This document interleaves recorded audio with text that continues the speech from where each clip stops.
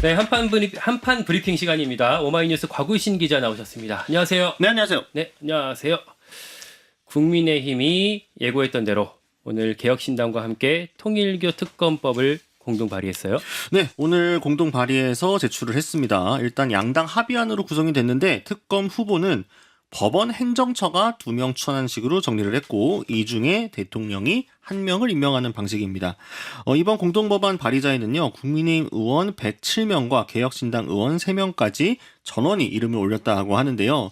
이번 법안의 수사 대상은 통일교의 정치인 대상 금품 또 불법 정치자금 제공 및 수수 의혹 그리고 통일교의 조직적인 당원 가입 추진 및 당내 영향력 행사 의혹, 민중기 특검 및 대통령실을 포함한 관계기관, 공직자 등에 의한 수사, 은폐, 무마, 지연 또는 왜곡 조작 의혹, 여기에 한학자 총재의 회동 또는 그 요청이나 주선 및 관련 로비 의혹 이렇게까지 규정이 됐습니다. 송원석 원내대표 오늘 이제 관련 수사에 대해서 이 기자회견을 열면서 공동 발의 입장에 대해 설명을 하며 민주당도 공정한 특검 도입을 위해 노력해주길 당부드린다. 민주당도 특검의 수사 대상이기에 추천권을 가질 수 없다는 점을 분명히 밝힌다. 이렇게 강조했습니다. 그런데 국민의힘 107, 개혁신당 3명 합치면 110명. 그럼 사실 110명으로는 법안을 통과시키기가 그렇죠. 어렵죠. 그래서 민주당이 발의하는 법도 좀 봐야 될 것 같은데 김병기 원내대표도 통일교 특검 즉시 추진하겠다. 오늘 다시 한번 확인했습니다. 네, 아직 법안을 제출하지 않았지만 속도전에 나설 것이다라고 했는데요. 오늘 속도가 곧 정의다라고 강조를 했습니다. 이 의혹이 중대한데 시간을 끌면 진실은 흐려지고 증거는 사라질 것이다라며 통일교 특검은 확정적이다라고 했습니다. 일부에서는 이러다가 흐지부지 될 것이다 이렇게 말하는 기대도 있지만 책임을 피하려는 사람들의 헛된 기대에 불과하다라면서 추진 의사는 분명히 재확인했습니다. 통일교 특검은 확정적이다. 저는 이 말이 오늘 좀 눈에 띄던데 네. 사실 그런 생각도 들었거든요. 대장동 국정조사만 해도 사실은 2022년부터 양당에서 국정조사 하자 해놓고 결국에는 뭐 합의 안 되고 지금까지 오고 또 얘기 나왔다가 말고 이렇게 흐지부지 됐었는데 혹시 통일교 특검도 이렇게 띄었다가 이런 식으로 흘러가는 거 아닐까 하는 의심을 했거든요. 그러니까 아까 일부에서 국정 지지율 얘기할 때 그 국정 지지율 떨어지는 건 무조건 못해서 그렇다라고 했는데 전 업무 보고가 아니라 통일교 문제라고 봐요. 왜냐면은 실제로 국무위원 한 명이 지금 경질성으로 인사 조치가 됐기 때문에 이게 영향이 있었을 건데 그것 때문에 아마 여당 입장에서도 대통령실에서도 특검 안 받을 수는 없었을 거라고 저는 봅니다. 여론이 너무 안 좋으니까. 근데 아까 브리핑해 주신 거를 딱 들어보면 네. 어디가 쟁점이 될지 딱 보여요. 오, 수사 대상에서 민중기 특검 및 대통령실을 포함한 관계기관 공직자 등에 의한 수사 은폐 이게 범위에 들어가잖아요.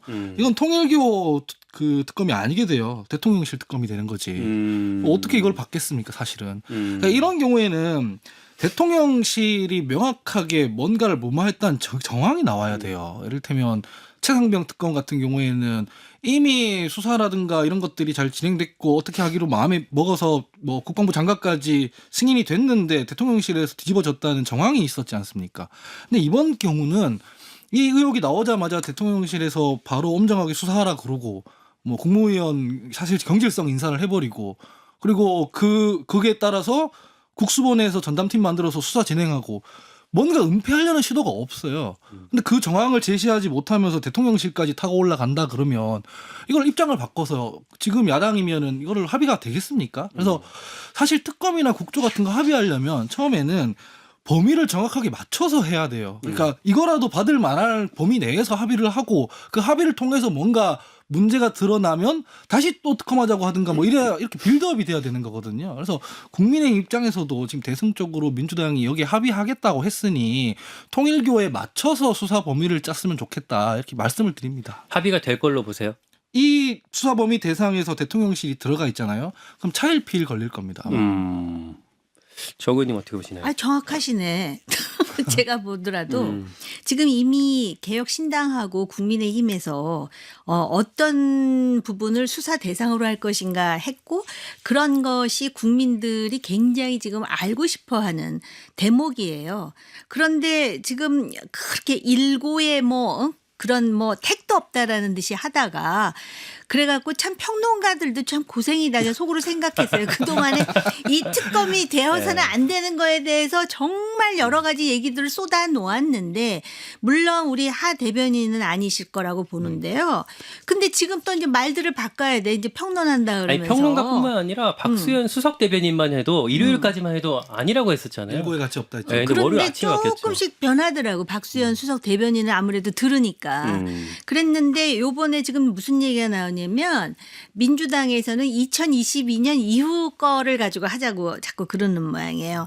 그런데 제가 볼 때 이 수사 대상은 이미 그 야당에서 지금 제시한 그런 내용들이 들어가지 않으면은 민주당이 결국은 그 소위 2차 특검을 하기 위해서 그리고 민주당 여론마저도 통일교 특검을 지지하고 그러다 보니까는 이걸 덥석 받은 게 아니냐라는 합리적 의심을 할 것 같거든요. 그리고 지금 속도전이고 확정적이다 이런 말 다 소용없어요. 진짜 실행을 하느냐가 중요한 것이지. 그래서 많은 지금 그 대다수의 의견은 통일교와 관련해서는 특정 종교 또는 종교 단체가 얼마만큼 정치에 문어발식의 영향력을 행사했는지 광범위한 수사를 통해서 일단 확인해야 되는 것이고 그 와중에 민중기 특검은 상당히 잘못한 그 상황이잖아요. 그래서 그거는 포함이 안 될 수가 없는 사안이 되어버렸죠. 그러니까 제가 하다못해 민중기 특검은 그 처신에 대한 비판을 피할 수가 없지 않습니까? 그 정도만 요구해도 야당 요구해도 그럴 수도 있겠다 싶은데 대통령실까지 가면 이건 특검이 아니라 사실상 정쟁이 됩니다. 이 민주당 지지층에서도 통일교 특검에 대한 찬성 여론이 높았기 때문에 민주당이 받은 건데 그럼 민주당 지지층은 이거 왜 특검하자고 하느냐? 이 특검을 통해서 민주당 인사들이 뭔가 혐의가 나오고 연루가 됐다는 게 나오더라도 지지층 입장에서는 그걸 타격이라고 생각 안 해요. 기왕 이렇게 된 거 뭐 부정한 이단 종교, 사이비 종교 여기에 연루돼 가지고 뭐 부정한 이익 취한 사람들 다 도려내버리자 이렇게 생각하거든요. 근데 그와 무관한 대통령실 수사를 하겠다 들어간다면 완전히 다른 문제가 되기 때문에 일단은 일이 되게 하는 게 먼저지 않느냐. 차라리 민중기 특검까지만 요구하셔라 이렇게 말씀드리는 겁니다. 아니요. 그때 저는 동감하는 게 민중기 특검까지 해놓고 수사하다 보면 만약에 고위 공직자라든지 대통령실이 연루가 됐으면 그거 안 할 수 없어요. 그러니까 이 대통령실을 포함한 이렇게 계속 길게 장광설로 이렇게 써놔가지고 민주당으로 하여금 특검에 대해서 굉장히 시간을 끌게 만드는 것도 전술적으로 빌미를 줄 필요 없다. 그렇죠. 바람직하지 못하다라고 저도 생각은 해요. 네. 오늘도 지금 여야 원내대표가 회동을 했는데 뭐 이제 협의가 되지 않았죠. 좀 앞으로 좀 지켜봐야 될 것 같고요. 자, 김기현 대표, 김건희 씨한테 로저비비의 가방 선물한 혐의를 받고 11시간 반 동안 조사를 받았습니다. 네, 22일 오후 1시 30분쯤에 이제 피의자 신분으로 출석을 했고요. 새벽 1시 15분쯤에 퇴실을 하게 되었습니다. 이 특검 사무실에 입장할 때 퇴장할 때 기자들에게 별다른 말을 하지 않았는데 다만 저녁 식사하러 잠깐 사무실 나왔을 때 선물은 예의 차원에서 그런 것이라고 이미 다 말씀드렸다. 이런 멘트를 남겼습니다. 특검팀은 김기현 의원을 상대로 배우자 이모 씨가 2023년 3월 당시 김건희 씨에게 가방을 선물한 이유 그리고 당시에 본인이 선물 사실을 인지했는지 이런 점들을 캐물었다고 하는데요. 155쪽 분량의 질문지를 준비했고 다 소화했다고 합니다. 제가 보면서 좀 주목되던 부분이 김기현 대표뿐 아니라 당대표실 차원에서 여기 개입한 단서를 특검이 확보했다. 뭐 이런 보도가 있더라고요. 네, 이게 SBS 보도였는데요. 지난달 김건희 씨 자택 압수수색하는 과정에서 이 로저비비의 가방과 함께 김기현 의원 부인의 손편지가 들어있던 상자에 국민의힘 당대표 김기현이라는 문구가 인쇄된 스티커가 붙어 있었는데 이 스티커가 당대표실 관계자가 제작을 했던 것이다 라고 합니다. 붙이기 위해서 일부러 따로 만든 것이다 라고 하는데요. 그러다 보니까 이제 관계가 있었다, 알고 있었던 것이다 라고 특검은 추정하고 있고 아울러서 사후 수뢰죄 혐의도 적용을 검토하고 있다라고 합니다. 결국 당시에 유력한 당권주자였던 나경원 의원을 대통령실이 주저앉히고 김기현 의원의 당대표 당선을 도와준 대가로 이 로저비비의 가방이 주어졌을 것이다. 이런 가능성을 높게 특검은 보고 있습니다. 만약에 이런 부분들이 규명이 되게 되면 사실은 김기현 의원 개인의 문제가 아니라 어떤 당 전체의 문제로 확산할 수 있는 여지가 있는 거 아니겠습니까? 어떻게 보셨어요? 이거 무슨 세비가 나갔다는 거 아닙니까? 지금 보도에 따르면 의혹에 따르면. 근데 뭐 당 대표는 모르고 실무자들 관계자들이 알아서 했다? 불가능한 일입니다. 여기 계신 분들 다 알지만 국회나 정당이 그렇게 돌아갈 수가 없습니다. 전부 다 증빙 다 해야 되는 문제인 것이고 SNS에 한 줄 문구 쓰는 거, 그 의원들한테 서신 보내는 거, 이것도 당대표나 의원들한테 다 확인받고 가야 되는 겁니다. 이게 무슨 실무자가 알아서 했을 리가 없고. 하원기 부대변인 보좌진 출신이기 때문에 예. 잘 알죠. 예. 그리고 예의 차원에서 그런 거라고 하는데 저는 사실 뭐에 대한 예의인 거가 있어야 될 거 아니에요. 예의 때문에 가방을 줬으면 뭔가 특별한 뭔가에 대한 감사 표시잖아요. 예의가 감사잖아요. 그래서 이렇게 얘기하는 게 이게 바람직한 변론인가? 이런 생각이. 예의 이꼴 대가가 될 수 있다. 아니 보통 예의를 지킨다고 하면 뭔가에 대해서 고마워서 한다, 미안해서 한다 이거잖아요. 평시에는 그냥 기본 예의만 지키는 거고, 근데 선물이 오갔다면은 뭔가 감사의 표시라는 거잖아요. 그러면은 이게 너무 부적절한 변론이 아닌가, 형식 논리적으로 그런 생각이 들었습니다. 무슨 예의일까요? 제가 율사가 아니라서 이 대목에서 좀 헷갈렸는데요. 네. 보통 이제 뇌물수수 그러면 청탁의 대가 이렇게 얘기하잖아요. 네. 그러니까 어떤 상황이 벌어지기 전에 청탁을 하면서 뭔가를 100만 원 이상 줘야 이게 이제 청탁의 대가가 되는 건데, 이 경우는 안 될 사람을 다른 사람 다 그 내치면서 그 당대표를 시켰잖아요. 그리고 나서 고맙습니다 그러고 준 거잖아요. 그래서 제가 요거 법적으로 어떻게 되는지 좀 율사들한테 물어봐야 될 것 같다라는 생각이 들고요. 그럴 때 사후수뢰죄 같은 게 보통 아, 의율이 그럼 될 수 이게 있는 거 같아요. 사후수뢰가 되는 거예요. 그게 이제 좀 더 엄격하긴 하겠지만 아니 왜냐하면 그 로조 비비에라는 다소 생소한 백을 선물하지 않아도 이미 당대표였던 거잖아요. 그런데 예를 들어서 내가 당대표가 되면은 비비의 가방을 줄게 하면서 사후에 준 건 아니란 말이죠. 그래서 이 법을 잘 아는 김기현 의원이 그냥 그 감사의 표시라는 말을 계속 하는 게 아닐까 이런 생각이 들고, 민중기 특검은 지금 28일이 데드라인이잖아요. 그러니까 28일 전에 이 김기현 의원을 어떤 식으로든지 엮어보겠다라는 의지가 굉장히 강한 것 같아요. 네, 이제 우리가 영화 같은 거 보면 이렇게 뭔가 뭐 청탁을 하면서 뇌물 줄 때 노골적으로 대사를 치지 않지 않습니까? 이거 성의 표시다 이러면은 이렇게 나 상스러운 사람 만들 거야 뭐 이러고 부당거래 같은 데 보면, 그래서 전 이 변명이 보편 상식에서 사회 상규에서 비추어 봤을 때 국민들이 어떻게 받아들이겠느냐, 이걸 좀 생각하고 말씀하셔야 되는 거 아닌가. 그러니까 나 이런 거 받으면 안 되는데 네. 복돈이에요 그러고 그런 거지 뭐. 곽우신 기자님 어떻게 보셨어요? 그러니까 사실은 그러니까 저는 이 얘기가 처음 나왔을 때부터 제가 참 예의 없는 사람이구나. 이렇게 사회적으로 예의가 없어가지고 이렇게 가방도 한번 주고받은 적이 없고 약간 이렇게 느껴진 것 같은데, 김기현 의원 입장에서는 그러니까 이때 당시를 다 기억을 하실 겁니다. 이 전당대회가 이상한 전당대회였거든요. 그러니까 나경원 의원이 유력한 당권 주자를 꼽히고 있는 가운데 친윤계 후보가 누가 될 거냐가 좀 갈등이었고, 연판장도 돌면서 이렇게까지 용산이 무리하게 꺾을 이유가 있나? 나경원 의원이 그렇게 뭐 용산하고 사이가 안 좋았던 것도 아닌데 이게 물음표가 많았잖아요. 그래서 그 대가 결국 이 김기현 의원과 모종의 거래가 용산하고 있었다고 한다는 게 사실은 썰로는 계속 돌았었는데, 실제로 이게 밝혀진다면 그것만으로도 꽤 의미가 있는 특검의 성과가 되지 않을까 싶습니다. 진짜 이상한 전당대회였잖아요. 저도 그때 네. 기억이 나는 게, 용산 이제 대통령실 사람들한테 야, 우리 다음 김 기자 다음 전당대회 누가 돼야 될 것 같아? 추천 좀 해줘. 아니 뭐 누구는 안 되고 누구는 안 되고 그러니까 아유 뭐 김기현 원내대표 있잖아요. 저도 되게 농담 삼아 얘기를 하면 여론조사 3%인데 어떻게 그게 돼? 라고 했는데 그걸 만들었던 전당대회였잖아요, 사실. 참 놀라운 전당대회였는데. 아니 이거는 저기 당원 100%. 그렇죠.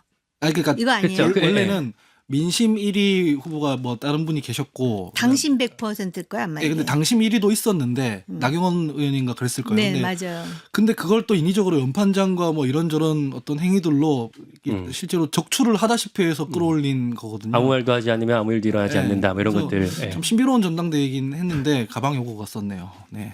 아니 그러니까 가방이 근데 그 후회죠. 예. 후에 오고 갔는데 그렇게 그 소위 빅피쉬들을 그런 식으로 날리면서 그 이름도 생소한 비비의 가방을 마지막에 끝난 다음에 아무튼 참 기이한 상황이 벌어진 거는 맞는 거죠. 어떻게 법적으로 판단될지 좀 지켜봐야 될 것 네. 같아요. 네. 네. 자, 민주당으로 좀 전환해 볼게요. 김병기 원내대표가 대한항공에서 받은 호텔 숙박 초대권으로 지난해 11월 2박 3일 동안 160여만 원 상당의 객실과 서비스를 이용한 정황이 보도됐습니다. 네, 한겨레 보도였는데요. 김 원내대표가 대한항공 관련 현안이 논의되고 있던 국회 국토교통위 그리고 정무위원회 소속이었던 작년 10월이었습니다. 보좌진을 통해서 칼 호텔 투숙권을 받았다라고 합니다. 이제 이때 대화 내용이 나왔는데요. 이틀치 숙박요금 145만 원과 두 사람의 조식 비용 12만 8천 원, 추가 침대 이용 비용 7만 원까지 더하면 김병기 원내대표가 가족과 함께 호텔 숙박한 비용은 164만 원 8천 원이라는 게 이 언론사의 계산이었습니다.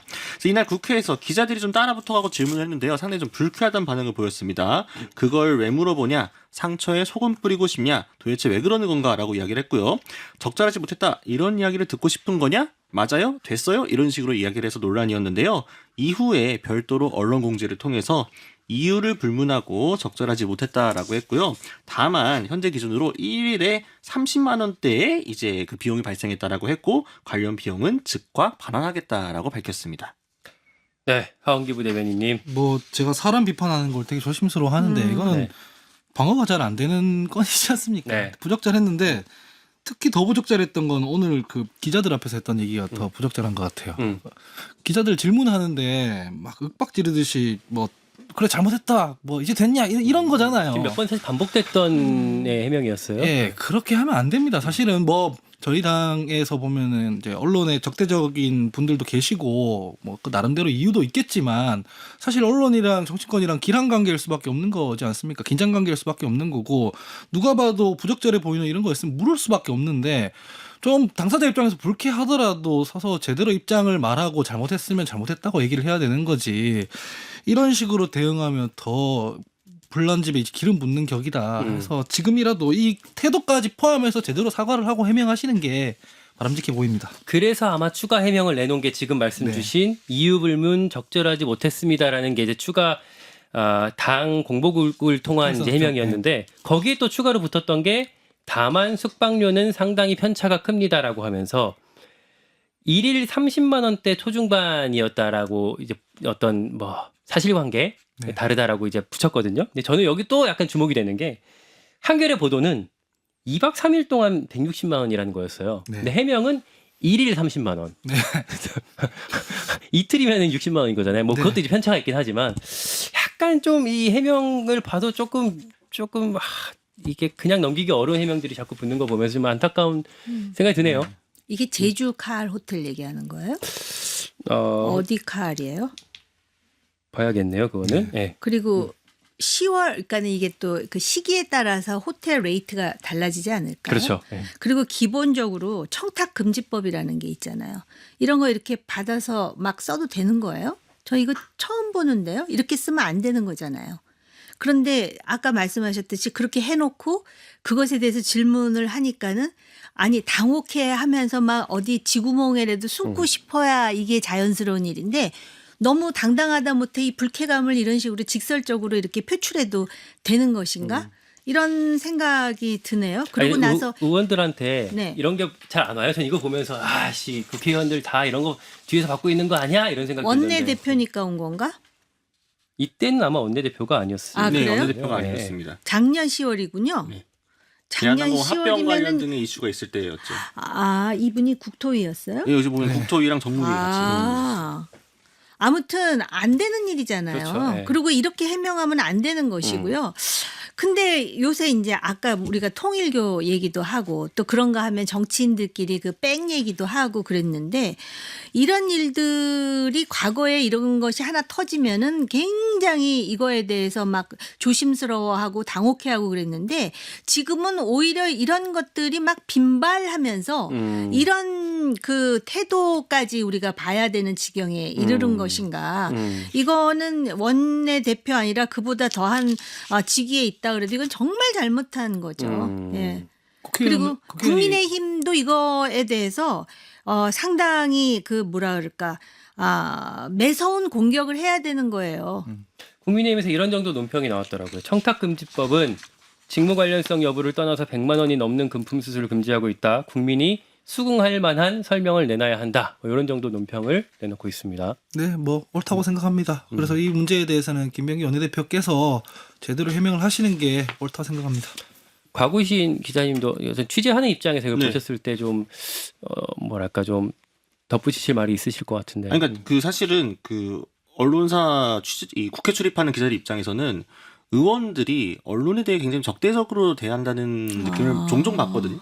종종 받는데 이게 사실 여야를 별로 가리지가 않습니다. 그러니까 나에게 물어보는 언론은 나의 적이야라는 생각을 많이 해요. 이게 뭐지 잘못된 게 정치인이 기자들 그렇게 대하면요. 지지자들도 그렇게 대하거든요. 그러니까 지지자들은 뭔가 비판적인 질문하면 다 기레기인 거예요.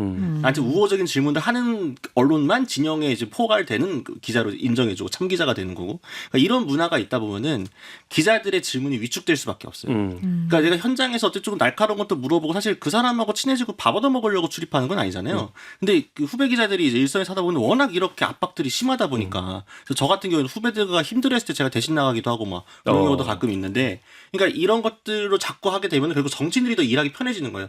뭐 어때? 나 그냥 이렇게 하면 돼. 지금 김병현 대표 지금 한두 번이지 아니었습니까? 지금 처음에 뉴스타파 보도도 그렇고 38,000원 파스타 먹었다고 해명한 부분도 그렇고 지금 이것까지도 그렇고 하게 되면은 이게 계속 누적되는 거예요. 아니 본인이 어쨌든 그때 보좌진 카톡이 나온 거잖아요. 네. 서귀포 칼 호텔 가가지고 코너 스위트 2박이냐 로열 스위트 1박이냐 해가지고 그것 중에서 나름 고르신 걸 텐데 단순히 그냥 즉시 반환하고 끝 이게 아니라 이 반복되는 논란에 대해서 본인이 계속 직을 맡을 만한 사람인지 이거를 먼저 신뢰를 확보시켜줘야 되지 않을까 제가 이제 싶습니다. 그 원내대표께 말씀드리고 싶은 게 방금 곽 기자님께서 하는 말씀 다 거의 뭐 타당한 말이 많은데 지금 뭐 지지자들 정치 고관여층이 언론에 문제 제기하는 것과 이렇게 사실관계가 드러났는데 이렇게 문제 제기하는 받는 상황에 또 다른 거거든요. 지지자들도 좀 편을 안 들어주고 있다 이렇게 말씀드립니다. 네, 한판 브리핑 여기까지 오마이뉴스 곽우신 기자였습니다.